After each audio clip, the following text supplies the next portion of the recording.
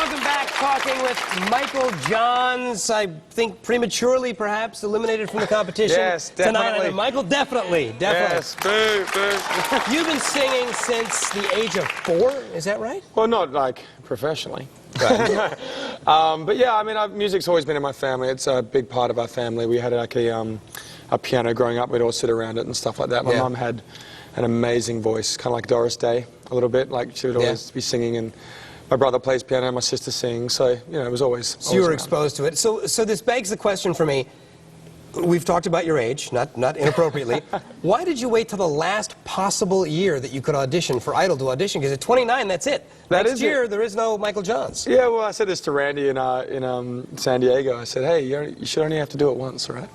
Yeah, but a lot of people, it takes them a lot more times than that. Was there a point at which 5 years ago you're watching the show and you're like, no, I don't want to be on that? Not so much. I mean, when the show first came out, I had a deal at the time with Maverick Records, and the music industry's just gone through so many problems in the last like 6-7 years, you know. Yeah.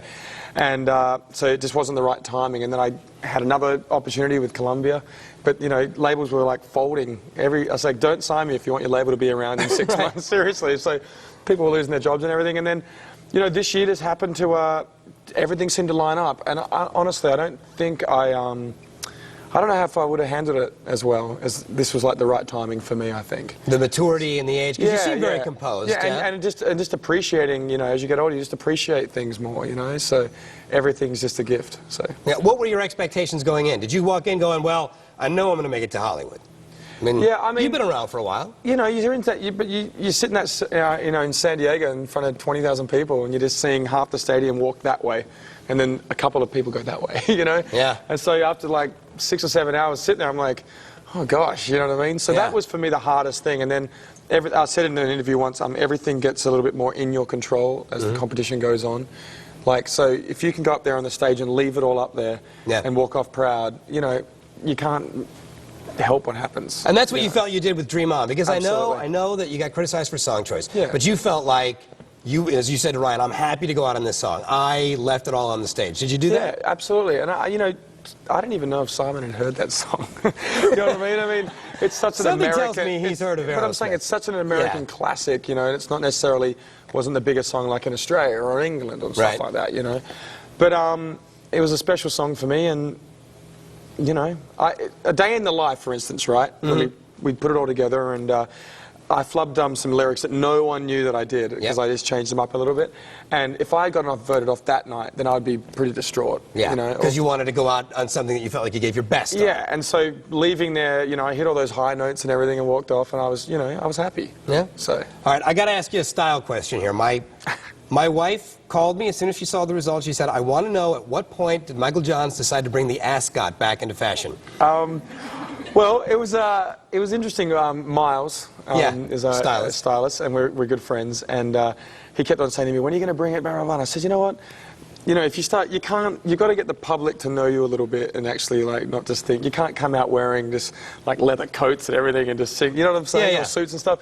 So it's a growing process. And you know, that soul song just spoke to me, and it was so classic, like 60s kind of soul. Yeah. And, you know, I changed that. I mean, I changed that from a country song into a soul song. To a soul song. Great arrangement. Oh, thanks so much, mate. And, you know, I thought, you know, we've got to have a big outfit, so it's time to step it up fashion-wise. Yeah, and you did. So that's what we did, and it was a risk, and hopefully it paid off. I couldn't pull off the ascot. Maybe that's why I'm sitting here. Well, no, I don't think the ascot had anything to do with it. No, no. That's it.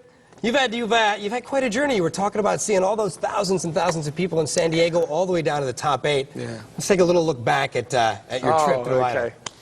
Jeepers. As a musician, all you can really ask for is a chance just to get on a stage and have people say whether they like you or not. My love is growing stronger, baby, as you become a habit to me. Okay. I thought that was a very good audition, Michael. Oh, well. Yeah, you're like a white soul singer. Good soulful sound. I like it too. You're through, Michael. Welcome to Hollywood, baby! This was my last year I could even audition, so it was like, you got to go in there and just kill it.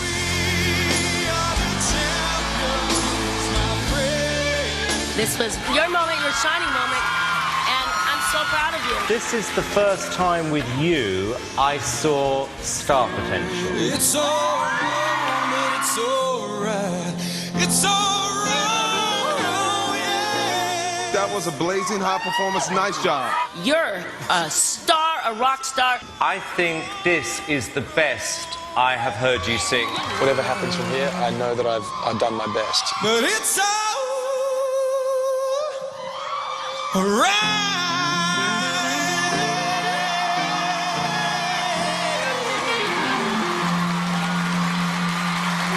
Paula is right, man. You are a rock star, definitely.